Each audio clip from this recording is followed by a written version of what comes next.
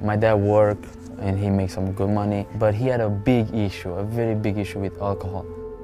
I still have memories in my mind of how he beat my mom and how he cussed my mom and how he beat us too. He came one night home, he was drunk and he sold everything that we have. He sold the apartment, he sold everything.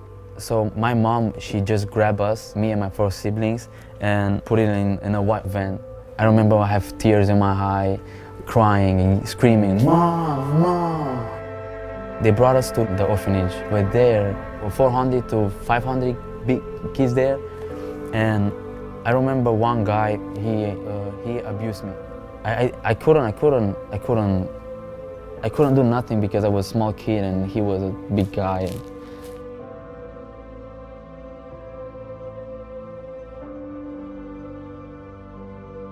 At 9 years old, I remember the first time we came to the lock houses. I was looking around and I was enjoying my room and I was thinking, is this mine? You know? When I look back, I was so violent. I was beating the kids. The process of healing just started in the lock houses because I have people who care about me. I have people who was there to correct my bad behaviors. One particularly moment, I remember I was so sick and I had fever and there was this mom, she just came to me and she just came and put like the towel in the water so she could put it on me, on my head. In that moment, I felt that I am loved by somebody. And from there, I grew up in church. They brought us to church and every Sunday I keep hearing the same message that Jesus loves you. I continue hearing the same message of the gospel of Jesus Christ. I just figured that, yeah, I am a sinner and God has a plan for me. Jeremiah 29:11. So I kept that message in my mind for all the years. I had this dream in my mind when I saw myself a student. That was the biggest dream that I have, to be a college student.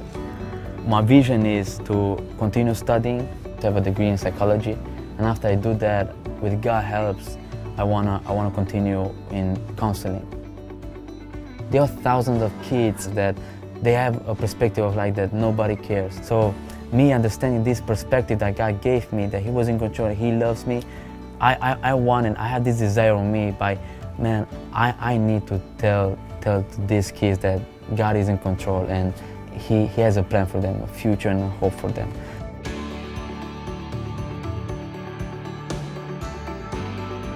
It's a blessed moment for me to be with these kids so I can tell them, yeah, I've been there.